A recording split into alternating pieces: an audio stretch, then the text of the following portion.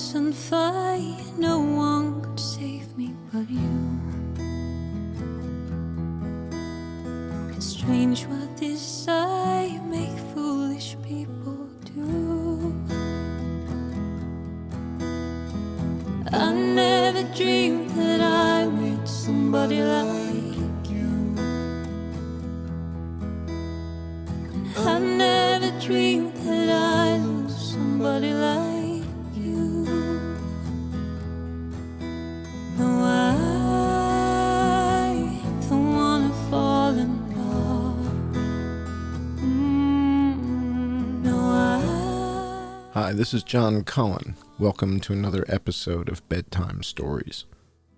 In this episode, I'm going to be reading from Sports Illustrated. The title of the story, Into the Wild, Twice for Mankind.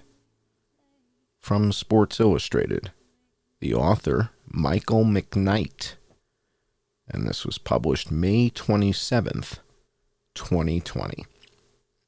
This was the cover story, AGOG, the Virus Hunters. Part Indiana Jones, part Anthony Fauci, part that guy who thrives at every damn sport he tries. Dr. Johann Holton is the hero we need now.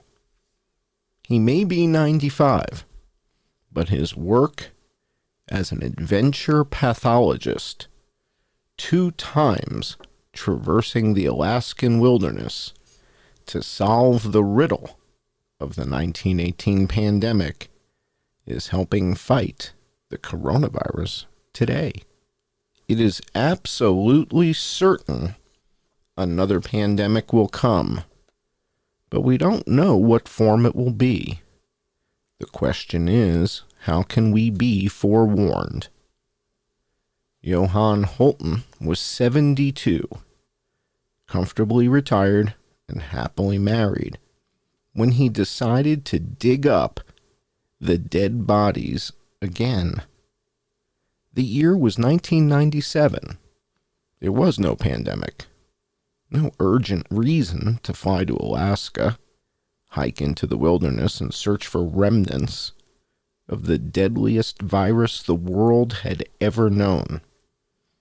There was just a nagging thirst within the adventurer and a few other curious pathologists to learn at a molecular level why the 1918 flu had been so lethal. Why had this particular pathogen, which history calls the Spanish flu, killed as many as 100 million people in just 2 years? More death than any other ailment had caused in such a span. More, by some estimates, than in World Wars I and II and Vietnam combined, while other influenzas came and went unnoticed. Holton had tried to find the answer once before. In 1951, when he was a 25-year-old doctoral candidate at Iowa, he deployed the alpine mountaineering skills he'd owned as a youth in Sweden, trekking to an Alaskan outpost called Breivik Mission, where the 1918 flu had killed 72 of 80 adult residents.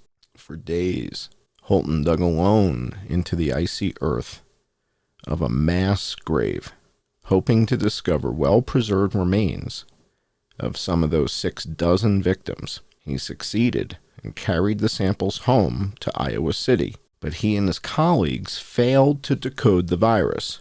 They did not learn why it had exterminated roughly 3% of Earth's population. They did not create a vaccine to ward off its return.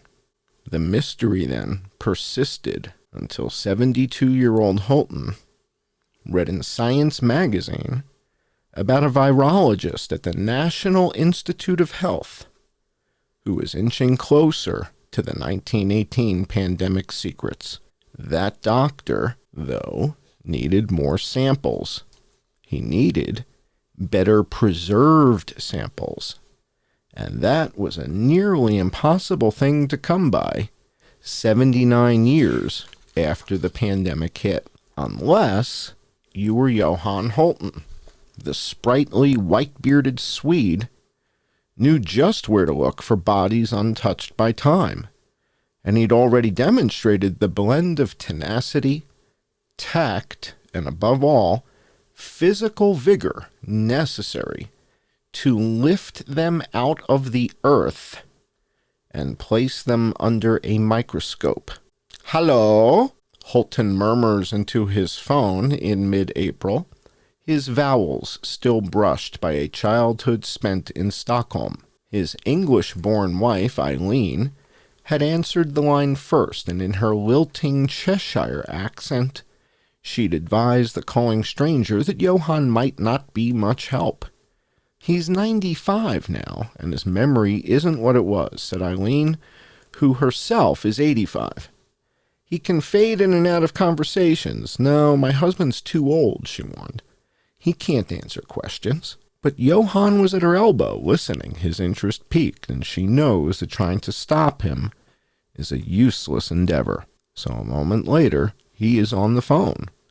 The old high school running champion who would go on to climb some of the world's highest peaks. He harkens back to various other tests he's conducted on the limits of the human athlete, tests that trained him, without him realizing it, for the accomplishment that will someday top his obituary.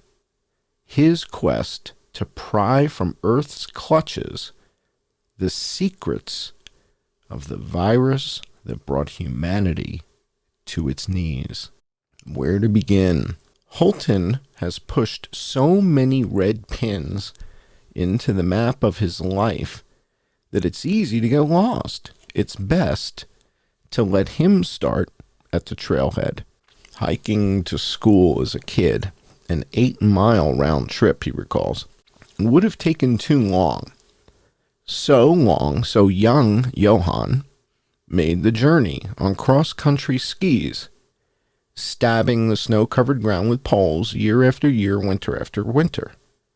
As a teen, he shunned the cushy jobs afforded to him by his family's affluence. His stepdad was one of the doctors who conferred the Nobel Prize for Medicine each year and worked instead as a lathe operator, a welder, a longshoreman.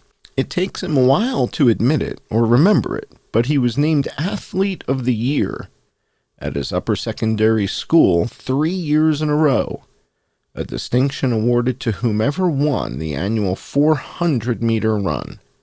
His rare physical aptitude, not just to traverse the earth, but to move cumbersome parts of it, the ability to persist, is a valuable talent in itself, I've learned, would serve him well. Mankind, too. The Second World War raged during Holten's teens. The countries around us were occupied by the Germans, so I grew up confined to Sweden, he says. When the first opportunity came, when he was around 20, I took off and walked, not for a jaunt across liberated Europe either.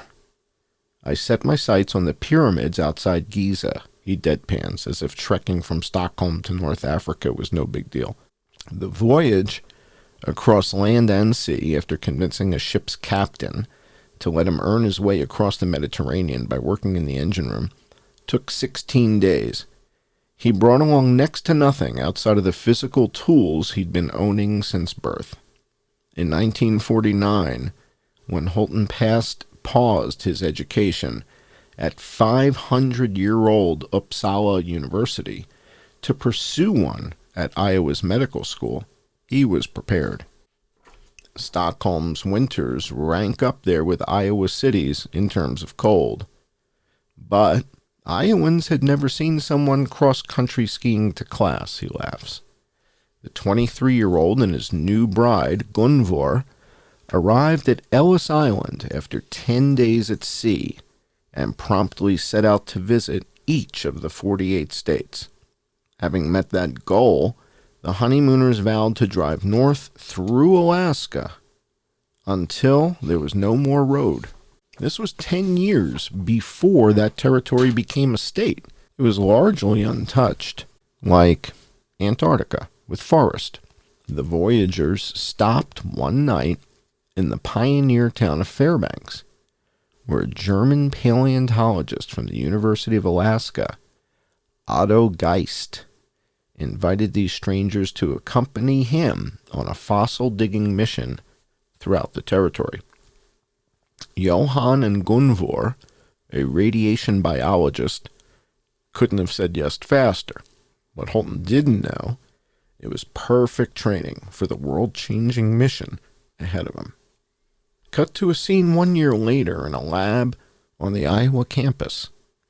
Holton overhears a visiting physician remark that even though the 1918 flu infected 1/3 of the world's population, no one knows the first thing about it.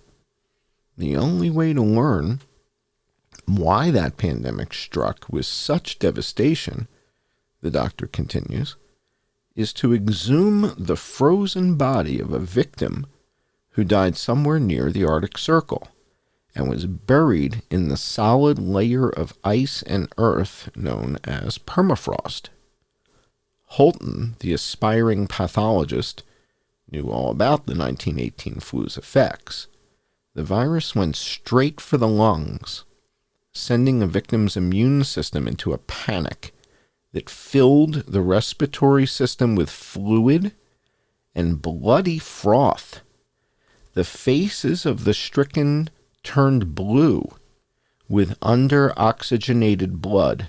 The dead were often found lying in the street, bleeding through the mouth and nose from suffocation. In the end, after 3 increasingly deadly waves of infection, the virus vanished, but there would be no post-mortem. The field that came to be known as virology was still in its infant stages. The dead rotted, unexamined by doctors who feared meeting the reaper themselves. The disease's genetic fingerprints were never found. Decades later, though, the remarks of that visiting doctor in Iowa could not have landed on the ears of a researcher more qualified than Holton to act on them. Even if Geist, the paleontologist Holton and his wife had explored Alaska with a year earlier, didn't know precisely where such well-preserved bodies were buried, to borrow a phrase, he could help Holton find out which villages kept death records from 1918 and which ones interred their deceased in permafrost. Within a year, the 25-year-old Holton was headed along with 2 Iowa professors to Nome, Alaska, where the older pair stayed while Holton flew back and forth across the tundra with a bush pilot who had a failing engine and an affinity for near misses with hills. Holton had pinpointed 3 possible burial locations. The first, a cemetery near Nome, Alaska, turned out to be too close to a river, which had softened the permafrost. Holton's pilot reached the second location, Wales, the westernmost village on the mainland continent, just 50 miles from Siberia, by hopscotching across various snow-swept beaches. This time the ocean had lapped too close to the permafrost, thawing the 178 flu victims within. Holton's last hope, Breivik mission, was unreachable by plane, so his pilot landed their puddle jumper 6 miles away in Teller, from which Inuits transported Holton across an ice-chunked inlet using a whaleboat made of walrus skin. In Breivik, Holton introduced himself to the head missionary and accepted an invitation to bunk down with the man's family. The village council was summoned, including 3 flu survivors, and Holton listened to their stories. When they finished, he asked in reverent tones for their help in making sure nothing like 1918 ever happened again. Holton began digging the next day, Gold miners had 33 years earlier buried Breivik's flu victims using special ice-piercing equipment. But Holton had sharp tools, too. His ingenuity and his endless capacity for work both came in handy when 3 feet down he hit permafrost, hard as a diamond. Thus began the slog. He built a driftwood fire at one end of the deepening rectangle he was digging, and hacked at the softened earth there, while a new fire warmed the rectangle's other half. Back and forth he went, as long as 18 hours a day, while villagers watched from the rim of the sinking pit. On the 4th day, Holton found a body, a girl with ribbons in her hair. Holton called for the professors in Nome to come to Breivik, where together they extracted samples from 5 frozen corpses. The dry ice they'd brought from Iowa to refrigerate the returning samples had since evaporated. So at each refueling stop, on the flight home to the Midwest, Holton leapt from the DC-3 and injected fire extinguisher foam into the thermoses that preserve the Inuits' lung tissue. Alas, after 6 weeks of experimentation in Iowa City, Holton and his colleagues could grow no new virus. For all the mission's adventure, it failed. Holton would later say he was glad he came up empty, for reanimating the virus would have made him famous at too tender an age. My future would have been very narrow, he told the San Francisco Chronicle in 2002. I didn't find it, so I had the chance to do other things. In 1957, Holton moved his wife and 4 kids to the Bay Area, where he practiced pathology, hunting less lethal ailments. He bought a scruffy patch of property in remote Alpine County, closer to Nevada than to the Pacific, and spent nearly 40 years building a scale replica of a 14th century Norwegian village that he'd seen as a boy. Starting with 10 redwood trees, each one 40 feet long, as much as 7 feet in diameter, he earned his license to drive an 18-wheeler and acquired a portable sawmill designed to be trucked across the Amazon rainforest. He went to school, learned how to do woodworking, electrical wiring, plumbing, and tile setting. He studied, too, the weather patterns of the Sierra Nevadas and their impact on redwoods, and he predicted the chalet wood would stand for 800 years. Holton, who had divorced Gunvor, married Eileen in 1985. That same year, he and 5 other climbers scaled P 5844, a peak of 19,173 feet in Pakistan's craggy Karakoram Range. It was a presumed first descent of that mountain, according to the American Alpine Journal. Holton's fellow climbers sought to rename the summit Holton's Peak in honor of the oldest member of their group, but the 60-year-old insisted on the less egotistical Old Codger's Peak. As if still starved for challenge beyond solving a pandemic, ascending the Himalayas and building a house, Holton dabbled in automotive safety, inventing various seatbelt improvements. And then there was his fascination with an ancient maze near his childhood home. In middle age, Holton decided, he says, I was going to rebuild the oldest known labyrinth in the world. He visited those early Greek ruins in Crete, photographing and measuring them to the centimeter, then returned home and recreated the labyrinth in his vast backyard, using hundreds and hundreds of big rocks, very heavy. Added up, it can all sound like a put-on, harmless embellishments perhaps from a fading mind. So the caller accepts Eileen's invitation to look up her home And there it is on Google Maps, a wooden castle that transports one to Scandinavia in the 1400s. And pull out a bit, and the satellite view reveals a circular labyrinth of small boulders swirling in the yard. I was up there the other day, Holton rasps, and my God, it's still there. Amazing. It's been a long time now. Still, there was that one passion that Holton could never conquer. He kept a file of every mention of the Spanish flu that had appeared in print since 1951. Every scientific journal blurb, every report on the related pandemics of 1957 and 1968, notes on the discovery of hemagglutinin and neuraminidase, the proteins that give viruses like H1N1 their name. And of course, every tiny advancement towards decloaking the killer of 1918. He held these clippings dear, like grainy photos of a fugitive he'd almost caught and longed to pursue again. He wondered privately whether he might one day resume that chase.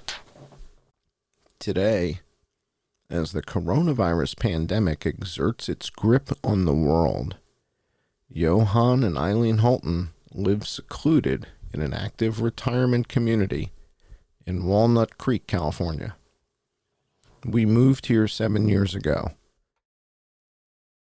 says Eileen, a retired Stanford docent and a lifelong learner who earned a degree in art history a week after her middle daughter graduated from Brown. There are 10,000 people here, so it's like our own little city. It's lovely. Each morning, she and Johan sit on their deck and drink tea. I've got my Swedish husband converted from coffee, Eileen laughs. A cup of tea makes everything go more smoothly. As the world stands on pause, Johan pays the price for wringing every drop out of the 95 years he's been given. While he takes no medications and doesn't look a day over 80, the body that has climbed some of the planet's highest peaks and trekked across more than 100 countries finds it hard getting around these days. Until 2 years ago, Holton was still hiking with his seniors trail club, covering 3 miles 2 or 3 times a week. Around his 93rd birthday, that's when his body started to let him down, Eileen laments. And now the mind, it's just not clear thinking anymore. But those closest to him know what he's thinking, especially today amid the coronavirus pandemic. A lot of our friends, say Eileen, have been calling and sending texts and emails saying, this is exactly what Johan had warned us of since 1997. We should have paid attention. There's a shuffling noise behind Eileen and the sound of her hair rubbing the landline phone. Well, I see that my husband is coming here, and I think he wants to talk to you again. The good doctor, sensing the pregnant question in hand, are we going to be okay? Preemptively answers it. There are only 2 things that can threaten mankind in the short term. One is an influenza virus. The other is nuclear war. This current pandemic will not end us, Holton says, but there's always a risk that the virus will mutate. 1918 is an example. That virus was rather mild, but then it mutated and became terrible. If that virus showed up today, it would wipe out the civilized world. That's not my opinion, that's fact. You have to know the virus, he continues, firmly in his groove now, showing no hint of the mental lag his wife anticipated. All living things, trees, birds, people, have one thing in common, and that is reproduction. You have to reproduce. If you die, you don't reproduce. If you look at smallpox and cholera, the Black Death in the 1500s, eventually the organism became less and less lethal because it didn't want to die with the victim. That's why the 1918 influenza virus disappeared. That virus was still missing, so to speak, when Holton put down the Science magazine article in 1997 and wrote a letter to Jeffrey Taubenberger, the government scientist who was trying to pick the old flu's genetic lock. Holton chose his words carefully, trying not to come off like a crazed mountain man. He told Taubenberger about his journey to the mass grave in Brevik 46 years earlier, and informed him rather casually that he could go up there again if Taubenberger ever wanted him to. Taubenberger replied quickly, informing Holton that a separate, generously funded expedition had been in the works for years. They were scheduled to exhume bodies in Norway sometime in 1998. When could you go? Taubenberger asked. I'm free next week. Holton would have left the following day if he hadn't been busy putting the finishing touches on his redwood cabin. This 1997 sequel to Johann Holton's 1951 trip needed to be faster, simpler. He had no rib openers, for example, so he packed Eileen's pruning shears. That August was a month for pioneers. Steve Jobs and his cell phone adorned the cover of Time magazine. 17-year-old Venus Williams became the first unseeded player in the Open era to reach the U.S. Open women's final. Near the Bering Strait, meanwhile, a 72-year-old record-setting mountaineer, forensic pathologist, and virus hunter was engaged in a solo journey that married Jobs' intellect and Williams' fortitude, sailing again across an icy inlet towards a vault of frozen secrets. This time around, when Holton shook hands with the village matriarch in Brevik, having dismissed the Norwegian expedition Taubenberger mentioned, which would have required waiting a year, he resembled a more rugged version of Sigmund Freud. She had ancestors who were claimed by the flu of 1918, she told Holton, and she presented him to the village council. Over the years, I had developed a deep respect for native people, Holton recalls. People who can survive in harsh environments out of sight of the rest of the world. The deference he showed towards the Brevik locals again won them over. They picked up that I was not a dangerous person and I had not come to steal from them. Blessing secured, Holton began digging on the afternoon of his arrival. This time he was helped by 4 villagers, each of whom he paid $200 to $300 out of his pocket. Holton financed the $3,200 expedition himself to avoid the delays and red tape of seeking funding. Every time he and his indigenous assistants encountered an unyielding vein of permafrost or a crack in one of their shovels, Holton summoned the same resourcefulness he'd employed to reach Giza as a teenager. When darkness fell on the frozen tableau of ice and dirt, when Holton wondered whether he'd taken on more than his septuagenarian body could handle, he thought back to those 10 redwood logs and the intimidating task of making a house out of them. When fatigue and sub-zero temperatures sunk their teeth into him, he recalled the tenuous hours he'd clung to life after losing track of his climbing party during one hike along the Tibetan Plateau in 1982. After each day's work in Brevik was complete, Holton faxed Taubenberger a 1-sentence update.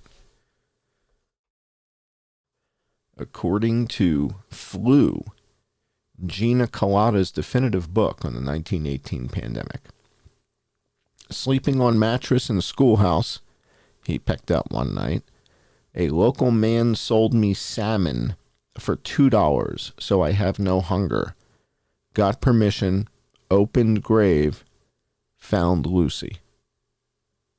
Lucy was the name he'd given to the woman he discovered on his fourth day of digging, 7 feet beneath the snow.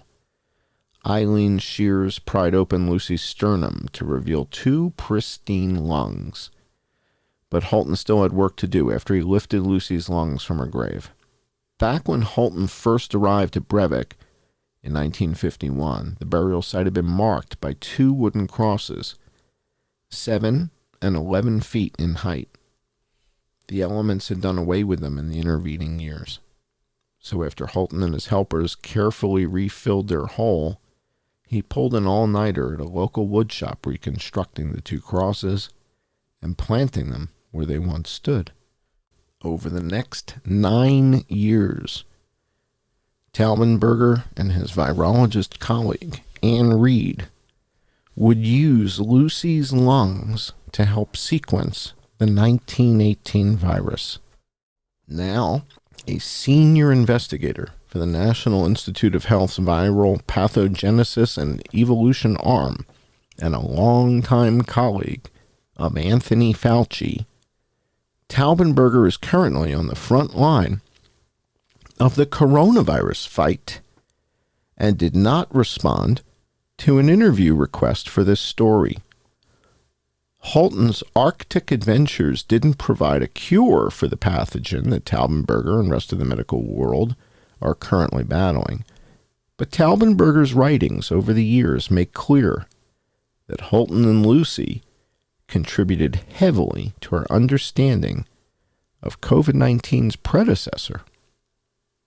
Lucy provided more raw material than any other sample of the 1918 flu, and the years Taubenberger spent tinkering with its molecules and mutations gave doctors important information about how to prevent and control future pandemics.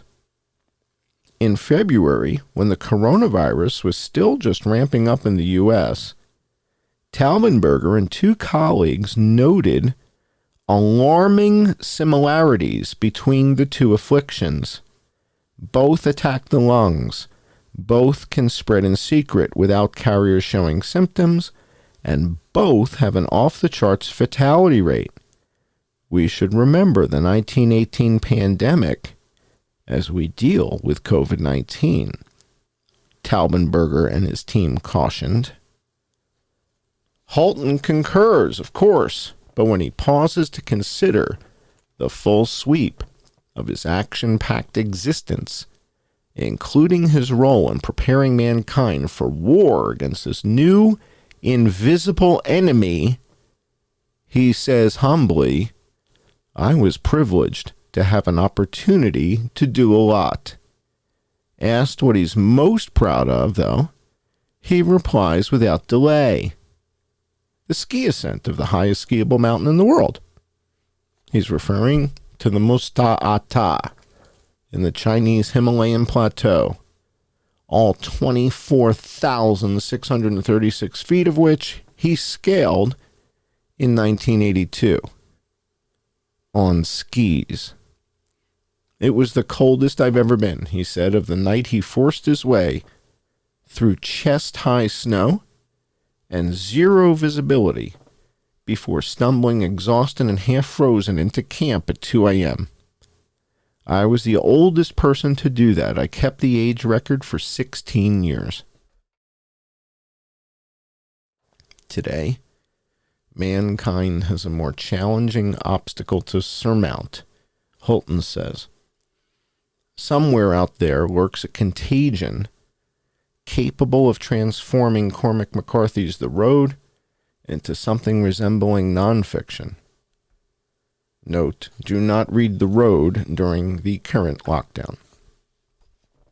This silent killer might remain hidden for all eternity, Holton says, but if it emerges, some people predict that it will be the end of us, of civilization anyway. There will be people, Homo sapiens, still alive and they will reproduce and the population will be replaced, but it will be another culture, another humanity. If that's the case, and if, say, this magazine's story were to be found someday, charred, amid the ruins, post-apocalyptic Earth dwellers should head for Bear Valley in the most Alaskan section of Northern California. Not only will they find a particularly sturdy shelter there, but in the meadow next to it, adjacent to a stone maze that dates to the late 20th century, they'll find what Holton calls the mother of all wheat, a grain whose origins go back at least 10 millennia. He found the primeval plant on a hike in southeast Turkey. 18 years before the coronavirus pandemic struck, brought its seeds home and planted them near his hand-built cabin.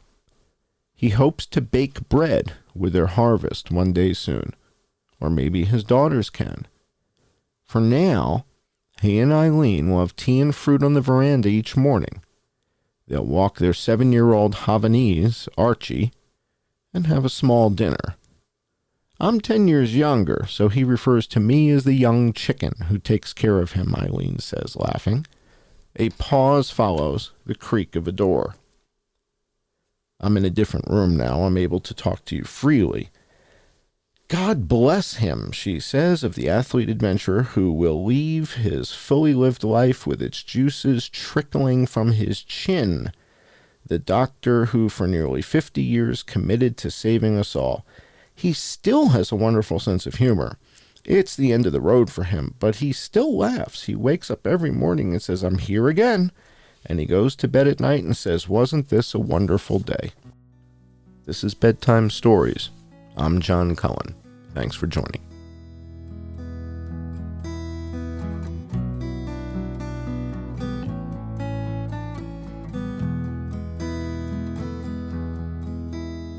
The world was on fire, no one could save me but you.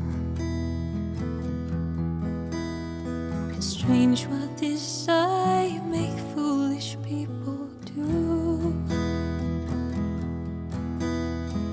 I never dreamed that I'd meet somebody like you. I never dreamed that I'd lose somebody like you. No, I don't wanna fall in love. No, I don't wanna fall in love without you.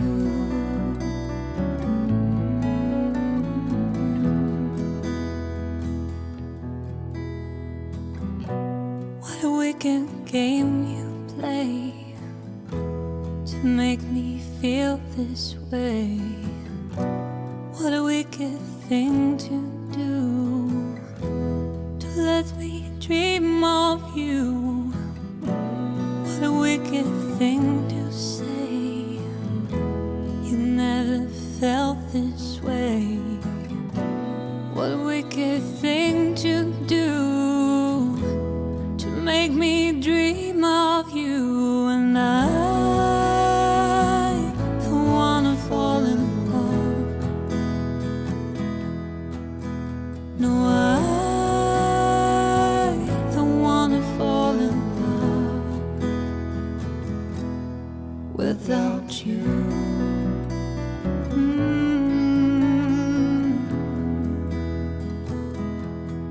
Without you.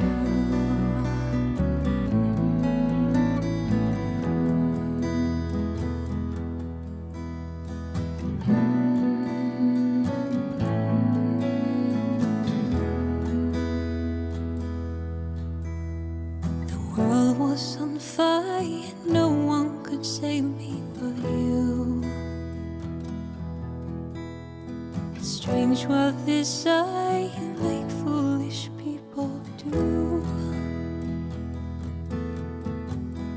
I never dreamed that I'd love somebody like you.